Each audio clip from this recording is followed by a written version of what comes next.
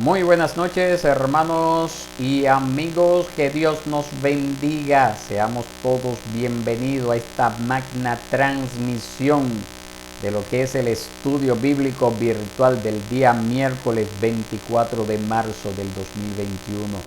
Como ustedes pueden ver en esta imagen, el tema que estaremos agotando en esta noche es la meta de la vida cristiana.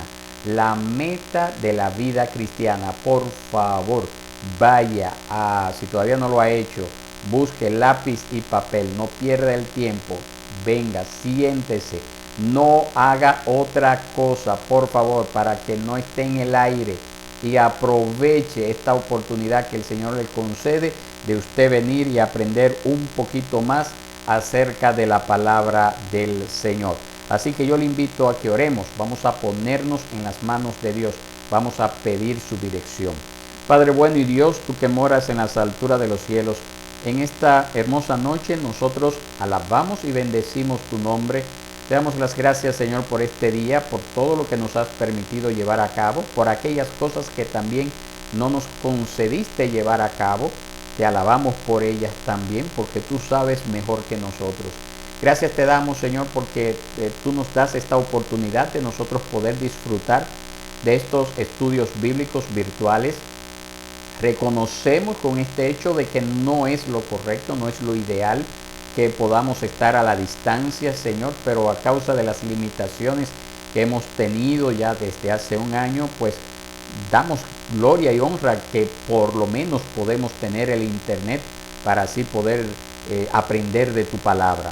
Oramos, Señor, que para tu gracia tú nos concedas en este mes de abril ya podamos comenzar a reunirnos de manera presencial el día miércoles, y que con ánimo pronto podamos unirnos a estos estudios bíblicos y juntamente ser edificados en tu palabra y ser edificados los unos a los otros, dejando de lado, Señor, cualquier temor a salir, cualquier cansancio que nos pueda llegar por causa de nuestras labores regulares, y que nos animemos, Padre, a congregarnos, a reunirnos como tú lo mandas en tu palabra, no solo el domingo, sino también el día miércoles. Nos ponemos en tus manos en esta noche y pedimos que tú hables a nuestros corazones, Señor, que de una manera especial nosotros podamos captar estas verdades acerca de lo que es la meta cristiana, y que de esta forma, Señor, pues no seamos sencillos, personas sencillas escuchando buenas enseñanzas, sino que podamos ponerla por obra, que podamos ser hacedores de ella, Padre. Esto te lo pedimos, Señor, en el nombre de Jesús. Amén y amén. La meta de la vida cristiana. Una vez yo leí la definición de un fanático en un libro, y esa definición de un fanático nos dice, o para todo el que quiera leer ese libro, que fanático es una persona que, habiendo perdido de vista su meta, redobla su esfuerzo para llegar allí. Oiga bien, fanático es una persona que, habiendo perdido su meta, redobla su esfuerzo para llegar allí. ¿A dónde va a llegar si perdió su meta? ¿Verdad? Entonces, ese fanático es esa persona que corre en círculos frenéticamente sin llegar a ningún lado. Es como ese jugador de baloncesto que no tiene canasta. Es como ese jugador de tenis que no tiene una red. Ese jugador de golf que no tiene un campo donde jugar golf. Entonces, nosotros como creyentes debemos de aprender algo. Y es precisamente que como cristianos, para progresar en lo que es la santificación, para progresar en aprender a agradar a Dios, nosotros debemos de tener una meta clara, una idea clara de lo que es esa meta, hacia dónde vamos a llegar, para dónde vamos, cuál es el fin, qué es lo que nosotros buscamos. Entonces, la pregunta que cae aquí al inicio de este estudio bíblico es precisamente: ¿cuál es la meta? ¿Cuál es la meta? Y Jesús lo planteó de una manera muy sencilla en Mateo capítulo 6, verso 33. Dice así, Mateo 6, 33: pero busquen primero su reino y su justicia, y todas estas cosas les serán añadidas. Mateo 6:33. Ahora, ¿qué nosotros podemos aprender de esto? Bueno, podemos ver que en primera instancia, cuando el Señor nos habla de buscar algo, sea lo que sea, requiere esfuerzo, implica ser diligente. Es como el caso de la parábola de esa mujer que Jesús nos narró en Lucas capítulo 15, verso 8 al 10, esa mujer que perdió su moneda, y nos dice la parábola que ella barrió cada rincón y cada grieta de la casa hasta encontrarla. Entonces nosotros podemos aprender a través de eso que buscar no se logra usted tomando una siesta, no se logra estando dormidito en su cama. Buscar implica trabajo persistente. Nosotros no nos recostamos y esperamos a que Dios deje caer en nuestro regazo aquello que debemos buscar. Nosotros tenemos la historia de Thomas Edison, este señor que usted ve en esta imagen, que él experimentó con más de 1000 sustancias diferentes antes de que finalmente descubriera una que funcionaría como un filamento adecuado para la luz eléctrica. Él no tuvo mucha suerte, sino que podemos decir que él lo que tuvo fue mucho trabajo. Entonces así pasa con nosotros.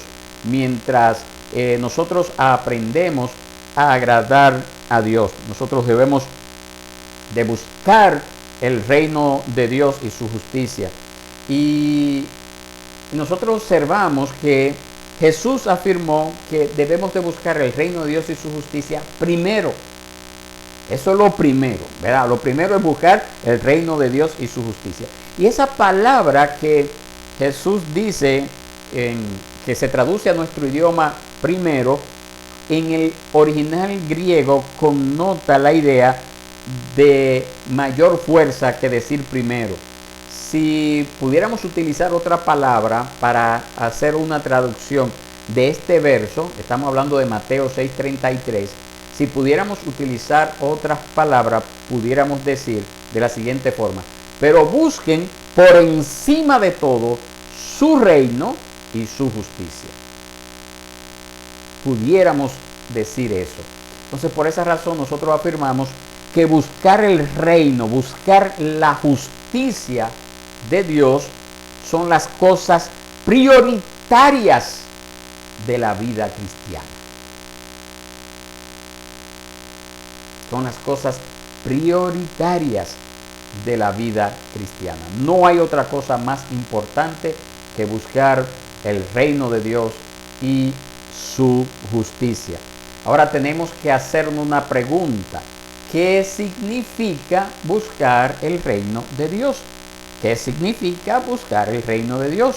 Hay mucha confusión sobre la búsqueda espiritual en el mundo cristiano.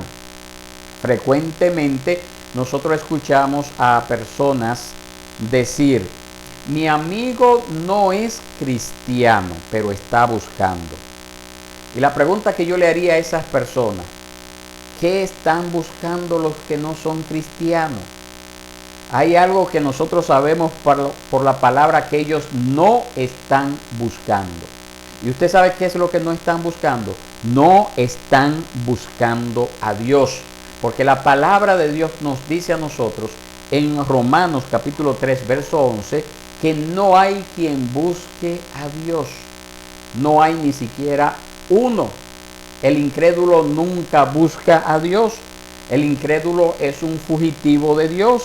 El patrón natural para la humanidad que no conoce al Señor es huir de Dios, es esconderse de Él, es hacer un ídolo de cualquier otra cosa y decir: ese es mi Dios, porque el Dios que se ha revelado en la palabra de Dios, en la Santa Biblia, no le interesa al impío encontrarlo.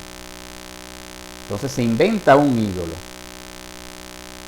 Ahora, ¿quién es el buscador? Dios es el buscador. Nosotros somos los que huimos. en ese estado pecaminoso de la humanidad, puede ser que la humanidad busquen respuestas a los enigmas de la vida, pero no buscan a Dios. Entonces la pregunta es, ¿por qué da la impresión de que a menudo los incrédulos están buscando a Dios? Y si usted lo observa de manera detenida, usted se va a dar cuenta que los incrédulos generalmente están buscando la felicidad, están buscando la paz mental, están buscando el descanso de la culpa, están buscando una vida con sentido y una multitud de otras cosas que sabemos que solo Dios puede darles, pero ellos no quieren recibirla bajo las condiciones que Dios se la ofrece, y por esa razón no están buscando a Dios, están buscando los beneficios de Dios, pero no a Dios. Entonces el pecado de la naturaleza humana es precisamente ese: querer los beneficios de Dios sin querer a Dios. Sin querer a Dios. Y yo insisto mucho en este punto porque el buscar a Dios es una empresa cristiana. Es una empresa del cristiano. Es una tarea del cristiano, no del inconverso. Porque esa búsqueda de Dios precisamente comienza en el momento de la conversión, cuando nosotros nos convertimos. Aunque nosotros le podemos declarar al mundo que encontramos a Dios, eso es algo irónico. Eso es algo irónico porque podemos afirmar que eso fue Dios quien en el camino que nos encontró. Ahora bien, luego que Él nos encontró, nos trajo a salvación, nosotros fuimos transformados, fuimos hechos una nueva creación. Entonces, a partir de ese momento, luego de que Dios hizo de mí una nueva creación, Dios puso en mi corazón ese anhelo, ese deseo de buscar a Dios. Y por lo tanto, buscar a Dios es una actividad de toda la vida cristiana. Anote ahí, por favor. Buscar a Dios es una actividad de toda la vida cristiana. Y precisamente nosotros podemos ver que buscar el reino de Dios es llevar a cabo la petición crucial de la oración modelo que el Señor Jesús nos dejó en Mateo 6:10. Mateo 6:10 nos dice de la siguiente forma: venga tu reino, hágase tu voluntad, así en la tierra como en el cielo. Mateo 6:10. Pero también es cumplir el último mandamiento de Cristo. Poco antes de que Jesús partiera de este mundo, luego de su gloriosa resurrección, sus discípulos lo presionaron con una última pregunta. Y la pregunta era sobre el reino. Ellos le dijeron a Jesús, eso está ahí en Hechos 1:6, usted lo tiene aquí abajito en la imagen. Señor, ¿restaurarás en este tiempo el reino de Israel? Y Jesús contestó la pregunta primero con una leve reprimenda y después con un último mandamiento que nosotros lo podemos ver en el verso 8, Hechos 1:8, donde Jesús dijo: me serán testigos, me serán testigos. Entonces, por esa razón, nosotros somos llamados a buscar el reino, dando testimonio del reino. Nosotros debemos de buscar mostrarle al mundo cómo luce el reino de Dios. Que el reino venga a la tierra así como es en el cielo significa que los hijos leales del rey, es decir, nosotros, los cristianos, hacemos la voluntad del rey aquí y ahora. Nosotros damos testimonio del reino de Dios al servir al rey, Esa es la voluntad de Dios. Eso es lo que le agrada al Señor. Entonces hay una razón por la cual Jesús asoció la venida del reino con hacer la voluntad de Dios. ¿Qué sería esto? Bueno, cuando Jesús dice, venga tu reino y hágase tu voluntad. Nosotros podemos ver ahí que ambas cosas van de la mano. Venga tu reino, hágase tu voluntad. Podemos afirmar que son dos caras de la misma moneda. El reino de Dios viene allí donde la voluntad de Dios se hace en la tierra. Y a la conclusión a la que nosotros podemos llegar es esta. La gran meta general de la vida cristiana es la obediencia al Rey. Él se complace cuando le obedecemos. Anote ahí, por favor. La gran meta general de la vida cristiana es la obediencia al Rey. Él se complace cuando le obedecemos.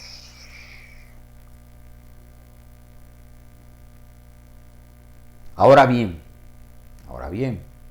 precisamente la búsqueda del reino está ligada a lo que es también la búsqueda de la justicia de Dios. Como le dije, van de las manos. Una cosa no está separada de la otra. Y por eso tenemos que preguntarnos, ¿qué es buscar la justicia? La búsqueda del reino, vuelvo y repito, está ligada a la búsqueda de la justicia. Y ese es el tipo de justicia demostrada por Jesús mismo. La vida de Jesús fue podemos decir, un resplandor de justicia.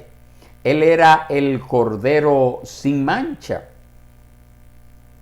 el Hijo en quien el Padre se complacía. La Escritura dice que el celo de la casa de su Padre lo consumía. Juan 2:17. Su comida, la de Jesús, dice él mismo en Juan 4:34, era hacer la voluntad del Padre. Jesús no solo era Dios encarnado, sino también el hombre de justicia supremo. Nosotros no podemos imitar su deidad, ¿verdad? Su divinidad no lo podemos imitar, pero sí nosotros podemos imitar esa devoción, consagración, dedicación resuelta que él tenía a obedecer al Padre, ese compromiso que él tenía durante su ministerio, siempre lo ha tenido, pero específicamente lo vemos manifestado durante su ministerio terrenal, ese compromiso de agradar al Padre. Nosotros sí podemos seguir ese ejemplo, no su divinidad, pero sí esa disposición resuelta a obedecer, a agradar a Dios. Cuando yo me convertí, a mí me explicaron por diversos medios las prioridades de la vida cristiana.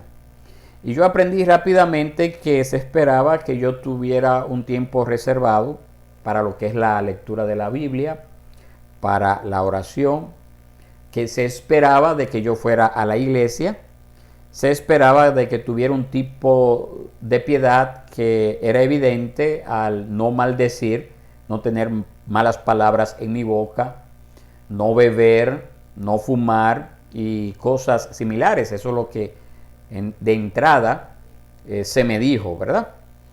Y en ese momento yo no tenía en mente que la idea bíblica de la justicia divina iba mucho más allá de esas cuestiones. Pero sin embargo, como la mayoría de los cristianos en esa época, yo aprendí a enfatizar esas cosas.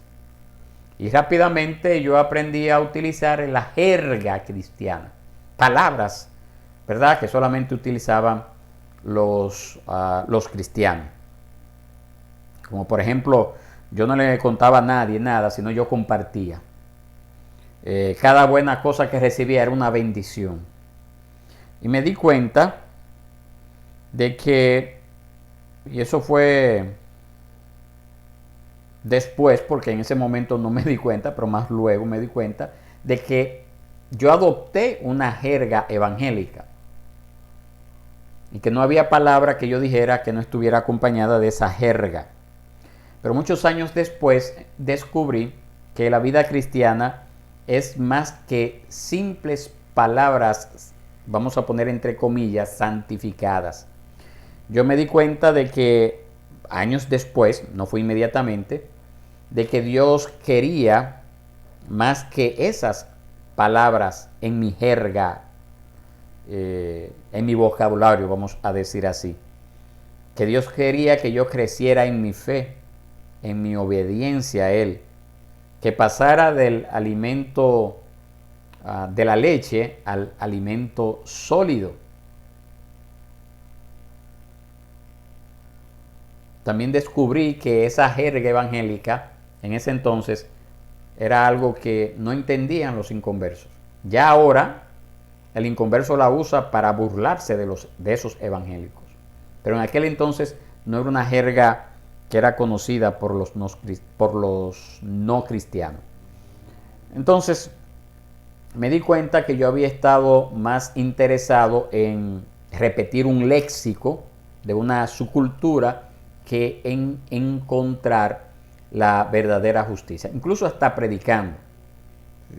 Todavía tengo algunas grabaciones de algunos años atrás y todavía utilizaba esa jerga.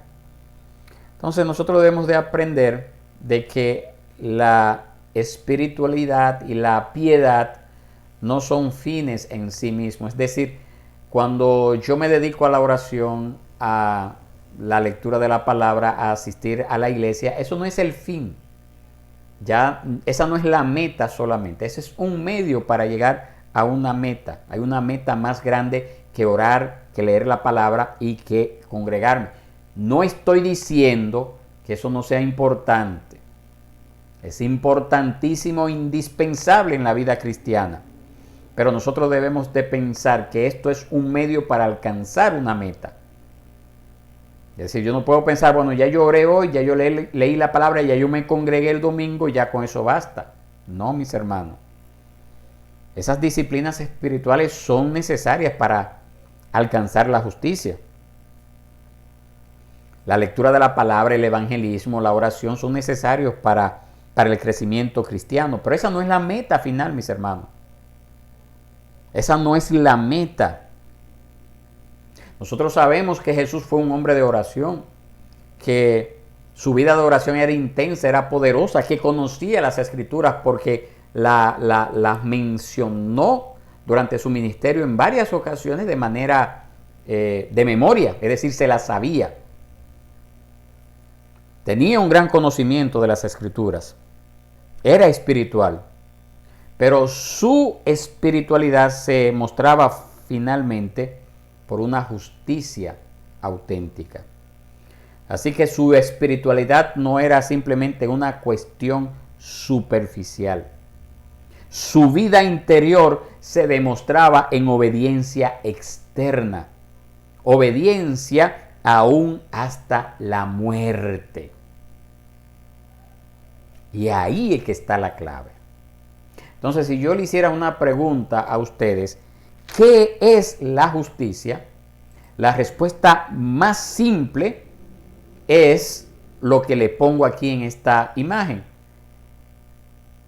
La respuesta más simple es que la justicia es hacer lo que es correcto a los ojos de Dios. Esa es una definición simple que es mucho más compleja debajo de la superficie, pero una respuesta simple es esa. La justicia es hacer lo que es correcto a los ojos de Dios. Ser justos, añadiéndole también a esto, es hacer todo lo que Dios nos llama a hacer. Las exigencias de la verdadera justicia son tantas y tan grandes que nadie en este mundo lo consigue jamás a la perfección. Entonces eso implica seguir todo el consejo de Dios. Pero hay que trabajar, como le dije al principio, hay que trabajar duro, hay que esforzarse. Hay que esforzarse, mis hermanos, hay que esforzarse.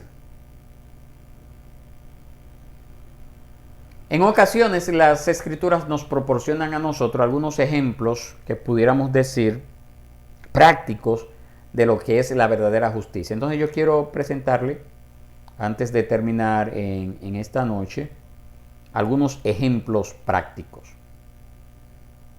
que resumen lo que es la verdadera justicia. Tenemos el primer caso en Miqueas. En el libro del profeta Miqueas nosotros leemos una declaración que se encuentra en el capítulo 6, el verso 8, que está aquí proyectado, usted lo puede ver también.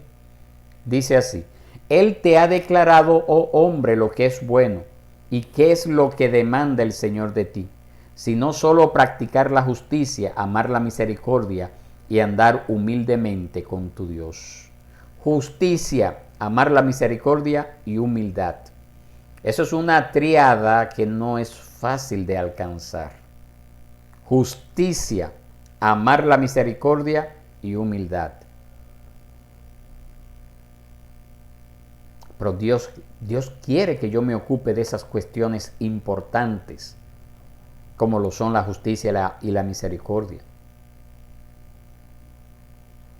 Cuando Miqueas habló de misericordia en este pasaje bíblico, él usó una palabra hebrea que aquí se traduce como amar la misericordia. Y eso nos habla a nosotros del tipo de amor que Dios tiene por sus hijos. Un amor firme, un amor que resiste. Esa es la clase de amor que perdura. A pesar de que Dios no aprueba todo lo que nosotros hacemos,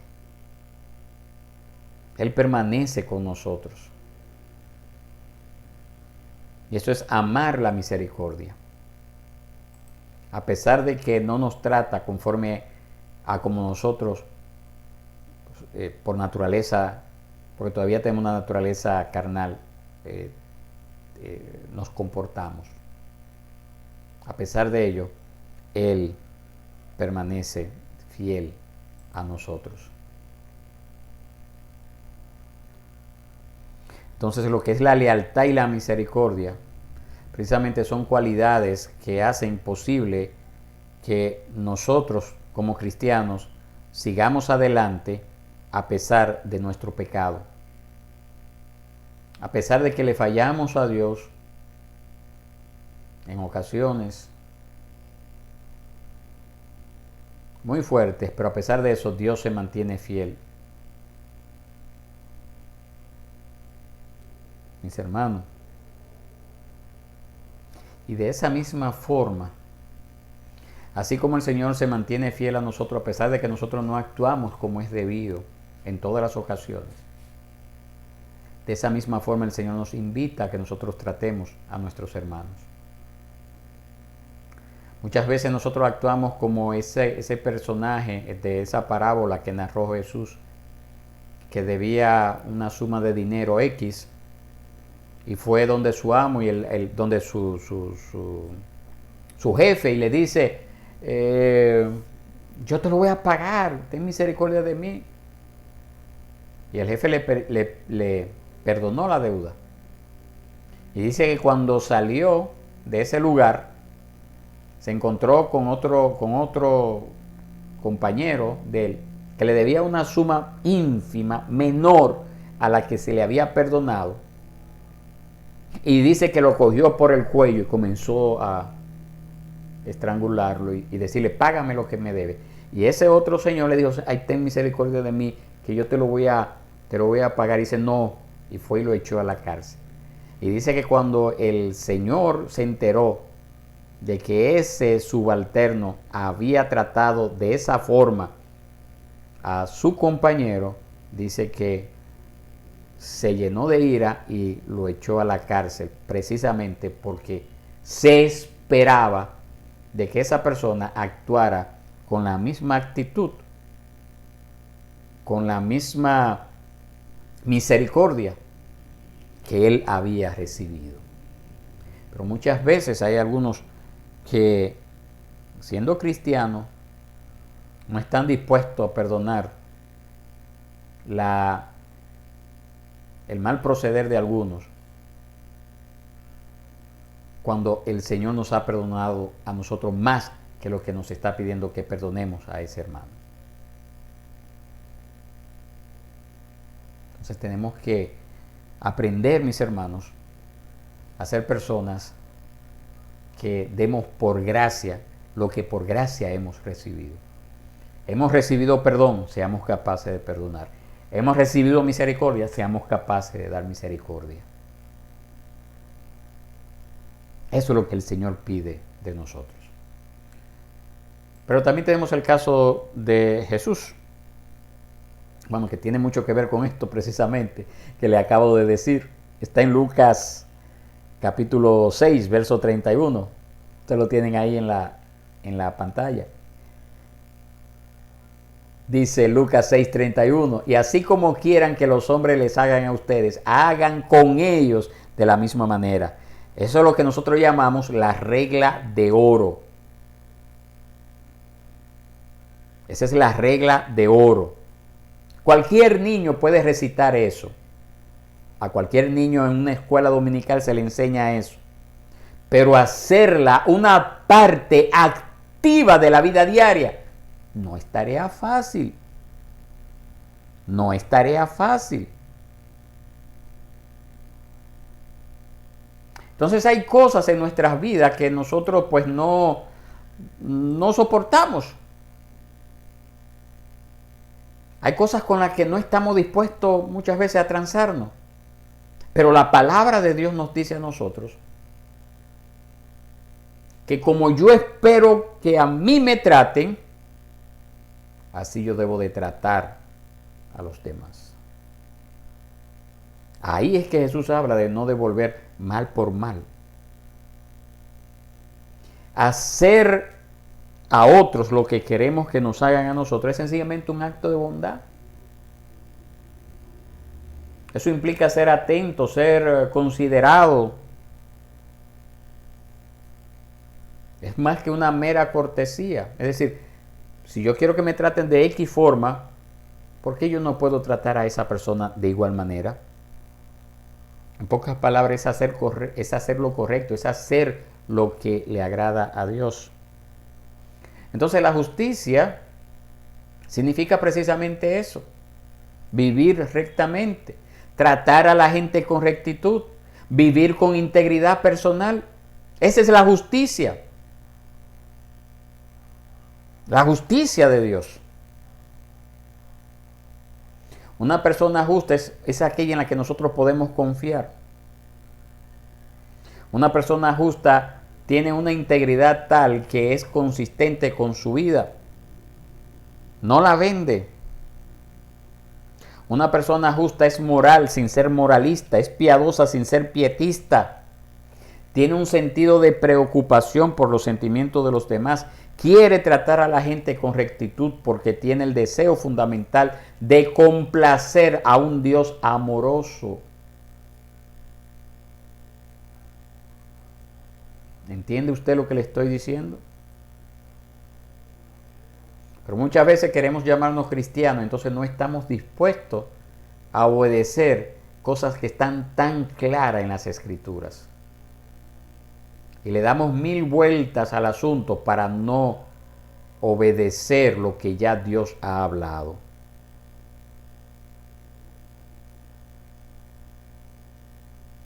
Pero también tenemos otro pasaje bíblico que nos resume lo que es la verdadera justicia, y la encontramos en Santiago capítulo 1 verso 27, que usted lo tiene aquí proyectado. El autor de esta carta, que se llama Santiago, fue probablemente el hermano en la sangre, medio hermano de Jesús. Fue llamado Santiago el Justo o Santiago el Recto en aquella época. Y su resumen de la verdadera justicia puede ser impactante para algunos cristianos. Mire lo que dice Santiago 1:27. La religión pura y sin mancha delante de nuestro Dios y Padre es esta: visitar a los huérfanos y a las viudas en sus aflicciones y guardarse sin mancha del mundo. Santiago 1:27. Aquí Santiago nos dice que la verdadera religión significa visitar a huérfanos y viudas. Ahora la pregunta que tenemos que hacernos: ¿por qué dijo eso Santiago? ¿Por qué visitar a las viudas y a los huérfanos es la verdadera justicia? ¿Por qué lo dijo? Precisamente, mis hermanos, porque las viudas y los huérfanos en el siglo I eran las personas más desprotegidas de la sociedad de aquel entonces. Generalmente no existían planes de ahorro, generalmente la gente vivía del día a día. Generalmente las mujeres no trabajaban para traer recursos, sustento a la casa. Entonces, cuando una mujer perdía a su esposo, quedaba desamparada. De igual forma, no habían planes de hogares de acogida como hay en nuestros tiempos para los huérfanos. Cuando un niño perdía a sus padres, pues quedaba desamparado, quedaba en la calle. Entonces, ese grupo de personas, viudas y huérfanos, eran las personas más vulnerables de la sociedad del siglo I. Y por esa razón, Santiago dice que la verdadera religión es precisamente cuidar a estos dos grupos. Y nosotros podemos afirmar, tomando ese principio, que nuestras oraciones no tienen sentido si no resultan en el cuidado de otras personas. Si no resultan en el cuidado de otras personas. Usted puede ser una persona de mucha oración, de mucha lectura de la palabra, incluso de asistir a la iglesia, pero si eso no va acompañado de buenas obras luego de usted haber conocido al Señor, si usted no agrada a ese Dios amoroso cuando usted obedece esa regla de oro, entonces podemos decir que usted no está actuando como un cristiano, que usted no está siguiendo la gran meta de la vida cristiana, que es obedecer al Señor. Nosotros agradamos al Señor cuando seguimos lo que es la justicia y la misericordia. Cuando nosotros practicamos ese amor leal. Cuando nosotros tratamos a otros como nos gustaría que nos traten a nosotros. Cuando nos acercamos a los olvidados y oprimidos. Esa es la verdadera espiritualidad. La justicia de Dios tiene reglas, pero es más que reglas. Si nos preocupamos solamente por las reglas y nos olvidamos del trato que debemos de dispensar a los que están en nuestro entorno, hemos perdido la meta de la justicia.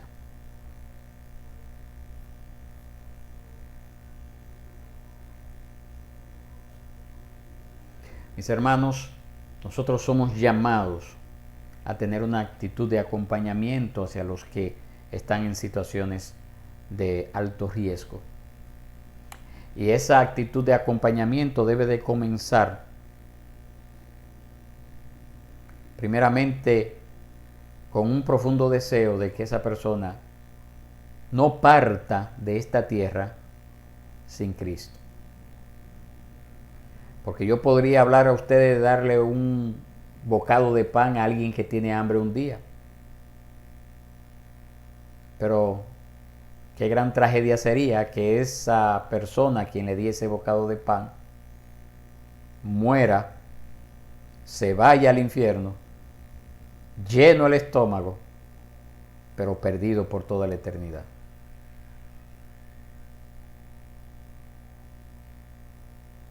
El Señor nos ha dicho a nosotros que como creyentes tenemos que aprender en lo que estamos en esta tierra a obedecerle.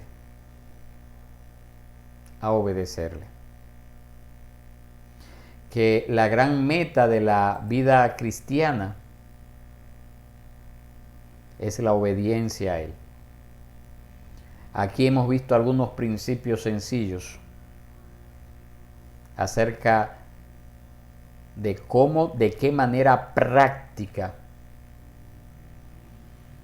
podemos aprender o podemos demostrar, mejor dicho, obediencia al Rey.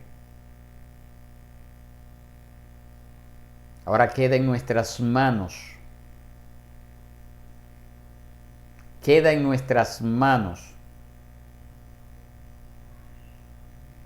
el hacer o el no hacer eso que hemos aprendido en esta noche.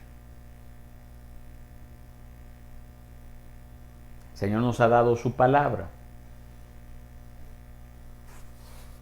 Allí está todo lo que necesitamos saber para saber, valga la redundancia, para conocer cómo agradar a Dios, cómo obedecer a Dios. Aquí lo tenemos. Pero de nada me sirve a mí yo estudiar las palabras de Dios,